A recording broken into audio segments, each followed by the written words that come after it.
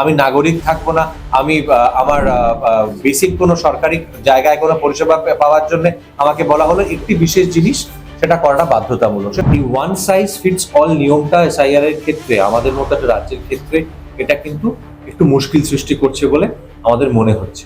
দেশের জার্সিতে খেলেছেন এবং জিতিয়েছেন, তাদেরকে যখন ডাক পাঠানো হচ্ছে তখন সেই ধরনের লোক যখন ডাক পাঠানো হচ্ছে তখন জিনিসটা শুনতে ভালো লাগছে না বা দেখতে ভালো লাগছে না। দেশের বিভিন্ন ভাষাভাষী, বিভিন্ন জাতের, বিভিন্ন ধর্মের মানুষ থাকেন, তারা বিভিন্ন পেশার মানুষ থাকেন, বিভিন্ন শ্রেণীর মানুষ থাকেন, তারা প্রত্যেকে যে একটা হোমোজিনাইজড প্যাটার্ন ফলো করেছে। আমাদের দেশে হঠাৎ করে না প্রচন্ড ঠিকঠাক কাগজ যদি চাইতে বসা হয় তাহলে খুব মুশকিল হয়ে যায়। সেটা আমার মনে হয় যে এসআইআর যে প্রক্রিয়াটি, সেই এসআইআর জিনিসটা এতটাই একটা মানে ট্রুলি ইন্টেন্সিভ রিভিশন, খুব ইন্টেন্সিভ একটি কাজ। সেই কাজটির এবং আমাদের দেশটি এমন একটি দেশ, আমাদের রাজ্য এমন একটি রাজ্য যেখানে একটা ইংরেজিতে একটা কথা আছে যে ওয়ান গ্লাভ ফিটস অল, মানে ওয়ান সাইজ ফিটস অল। এই ওয়ান সাইজ ফিটস অল নিয়মটা এসআইআর এর ক্ষেত্রে আমাদের মতো একটা রাজ্যের ক্ষেত্রে এটা কিন্তু একটু মুশকিল সৃষ্টি করছে বলে আমাদের মনে হচ্ছে। আরো তার কারণটা হচ্ছে যে সবাই তো একরকম ভাবে ডেটা প্রসেস করতে পারে না, সবাই একরকম ভাবে একটি লেখা পড়ে সেটা থেকে কি মানে করব, তার মধ্যে ক্রমাগত বৈদ্যুতিন মাধ্যমে নানা রকম কথা চলছে, পাড়ায় নানা রকম কথা চলছে, সব মিলিয়ে একটা খুব বড় কনফিউশনের সৃষ্টি হচ্ছে গোটা জিনিসটা থেকে। এবং সেই জিনিসটা শুরু হয়েছে কিন্তু আমার মনে হয় ব্যক্তিগতভাবে সেটা হচ্ছে এসআইআর এর সঙ্গে নাগরিকত্বর কানেকশন থেকে জিনিসটা।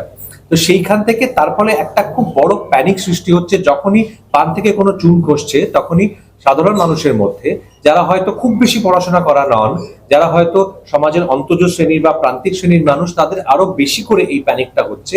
তাহলে কি আমি আমার ভোটাধিকার থেকে বঞ্চিত হলাম? তার থেকেও বড় কথা, যে জিনিসটাকে একটা প্রতিষ্ঠা দেওয়া হয়েছে গত কয়েক মাস ধরে, সেটা হচ্ছে এটার মাধ্যমে তুমি যে ভারতবর্ষের নাগরিক সেটা আরো একবার তোমাকে প্রমাণ করতে হবে। এইটা থেকে কি তাহলে কি আমি নাগরিক থাকলাম না? এটা থেকে একটা আতঙ্কের সৃষ্টি হচ্ছে, একটা আতঙ্কের আবহাওয়া, যেটার ফলে মানুষ অসুস্থ হচ্ছে, মানুষের হয়রানি হচ্ছে। এবং সেইগুলো ভারতের জাতীয় নির্বাচন কমিশন একটি অত্যন্ত তার একটি গৌরবোজ্জ্বল ইতিহাস আছে, একটি অত্যন্ত, যেটা তন্ময় বলল, যেটি অত্যন্ত গুরুত্বপূর্ণ এবং সম্মানীয় প্রতিষ্ঠান। আমাদের যে ভারতীয় গণতান্ত্রিক ব্যবস্থা, তার যদি কয়েকটি সব থেকে গুরুত্বপূর্ণ পিলার বা স্তম্ভ মনে করি, তার মধ্যে একটি অন্যতম। তো তাদের প্রতি আমাদের আবেদন ছিল যে তারা যাতে মানুষকে এই সাহায্যটা করেন যে সঠিক ইনফরমেশন, সঠিক তথ্য, কিভাবে কি করতে হবে, কেন কি হচ্ছে, এই তথ্যগুলি যেন সমাজের একেবারে শেষ স্তরের মানুষ অব্দি সেটা পৌঁছয়। সেটা যেন ওপরের স্তরের কিছু মানুষ বুঝতে পারলেন, তারা তাদের মতো করে নিলেন, এটা না হয়ে থেকে গিয়ে সেই অবধি যেন লাস্ট পার্সন, আমি বলবো, সেই অবধি যেন সেই তথ্যগুলি পৌঁছয় এবং তারা যেন আতঙ্কে তাদের বাস না করতে হয়। এটি 1 নম্বর কথা ছিল। 2 নম্বর কথা হচ্ছে যে কিছু বিশিষ্ট মানুষ তারা ডাক পাচ্ছেন। এবার হতেই পারে তাদের তথ্যাবলিতে, তাদের যে তথ্য তারা প্রোভাইড করেছেন তার মধ্যে হয়তো কিছু গরমিল আছে, কিছু কোথাও হয়তো যান্ত্রিক গোলযোগ আছে, যাই থাকুক না কেন। কিন্তু যে বিশিষ্ট মানুষদের কথা আমরা বলছি তাদের মধ্যে একজন ভারতীয় জাতীয় দলের পেসার, যিনি বারবার দেশের দলকে জিতিয়েছেন, যে দেশের জার্সিতে খেলেছেন এবং জিতিয়েছেন, তাদেরকে যখন ডাক পাঠানো হচ্ছে তখন সেই ধরনের লোক যখন ডাক পাঠানো হচ্ছে তখন জিনিসটা শুনতে ভালো লাগছে না বা দেখতে ভালো লাগছে না। এই জিনিসটা কিভাবে যাতে মানুষের কাছে বা তাদের কাছে যাতে অসম্মান ছাড়া তাদের কাছে কিভাবে জিনিসটা পৌঁছয়, সেটাও কিন্তু দেখাটা কর্তব্য। কিন্তু তারা আমাদের দেশকে যা দিয়েছেন, সেটা প্রফেসর অমর্ত্য সেনই হোক, মোহাম্মদ শামী হোক বা দেব হোক, বা আরো যারা ডাক পেয়েছেন তাদের কথা বলছি, কৌশিকী চক্রবর্তী হোক, যেই হোক না কেন, তাদের দায়িত্ব, এটা কিন্তু আমাদের সকলের দায়িত্ব বা জাতীয় নির্বাচন কমিশনের দায়িত্ব যে এই সম্মানীয় মানুষগুলোকে তাদের প্রাপ্য সম্মানটুকু ফিরিয়ে দেওয়া এবং তার সঙ্গে সাধারণ মানুষ যাতে আতঙ্কে না থাকেন সেটা এনশিওর করা। সেই নিয়েই আমাদের আবেদন ছিল।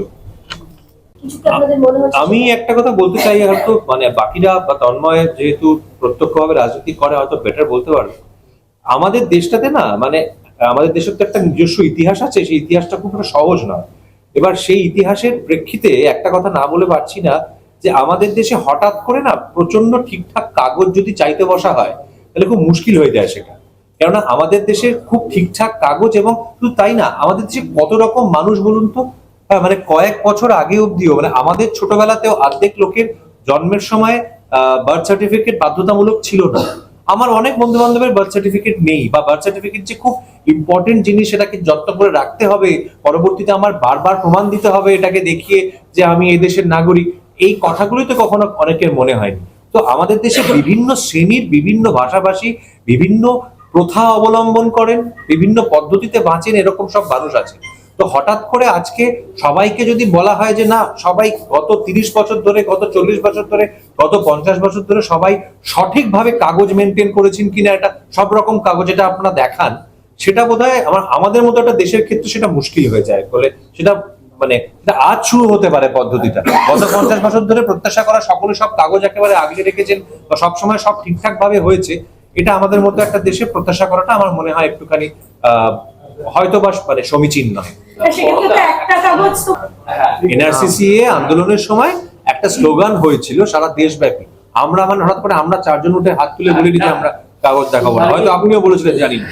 তাহলে এসআইআর হবে কি আপনি কাগজ দেখানোটা বাধ্যতামূলক হয়ে পড়ছে এই মুহূর্তে? মানে যদি কাউকে ভোট দিতে হয় তাহলে তো সেই কাগজ দেখানোটা তো এখন বাধ্যতামূলকই হয়েছে, এবং সেটা তো শুধু এসআইআর এর ক্ষেত্রে না, এটা তো বহু সময় থেকে বহু কাগজ দেখানো বাধ্যতামূলক হয়ে পড়ছে আর কি। সেটা সেই সত্যি কথা বলতে কি গত 10-15 বছর ধরে বারবার করে আমরা প্রত্যেকবার শুনেছি যে কিছু না কিছু কাগজ দেখাতে হবে, না দেখালে আমি ব্যাংকের ফ্যাসিলিটি অ্যাভেল করতে পারবো না, আমি নাগরিক থাকবো না, আমি আমার বেসিক কোনো সরকারি জায়গায় কোনো পরিষেবা পাওয়ার জন্য আমাকে বলা হলো একটি বিশেষ জিনিস সেটা করাটা বাধ্যতামূলক। সেটা সবাই মিলে গিয়ে আমরা করলাম লাইন দিয়ে দাঁড়িয়ে, তারপর বলা হলো আরেকটা জিনিস, তারপর আবার বলা হলো না এইটা করতে হবে, সেটা না করলে হবে না, এখন আবার ভোট দিতে গেলে সেটা এসআইআর আপনাকে নাম তুলতে হবে।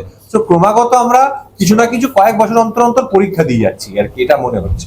বারবার প্রশ্নটি অনুপ্রবেশকারী, একটা কাগজ যাই না, আমি কারোর কাছে একটা কাগজও না থাকতে পারে, কারোর কাছে 11টার মধ্যে একটা না থাকতে পারে, কারোর কাছে 11টার একটাও না থাকতে পারে, এটাই হচ্ছে কথা। আবার আমরা অনেকে যারা সেই অর্থে যারা প্রিভিলেজ ক্লাস, তারা অনেকে অনেক নথি জমিয়ে রেখেছি, আমরা সেভাবে ব্যাপারটা বুঝেছি। সবাই তো সমান না, আমাদের দেশটাই তো ওরকম, আমাদের মানে দেশ কেন, আমাদের প্রত্যেকটা রাজ্য তো দেশের একটা মাইক্রোকজম। হ্যাঁ, আমাদের প্রত্যেকটা রাজ্যে আমাদের দেশের বিভিন্ন ভাষাভাষী, বিভিন্ন জাতের, বিভিন্ন ধর্মের মানুষ থাকেন, তারা বিভিন্ন পেশার মানুষ থাকেন, বিভিন্ন শ্রেণীর মানুষ থাকেন, তারা প্রত্যেকে যে একটা হোমোজিনাইজড প্যাটার্ন ফলো করেছে, আমার মনে হয় না সেটা হয়েছে। আরো ভালো ভালো খবর দেখতে সাবস্ক্রাইব করুন বাংলা হান্টের ইউটিউব চ্যানেল। বাংলা হান্টের আরো খবর দেখতে নজর রাখুন। বাংলা খবর মানেই বাংলা হান্ট।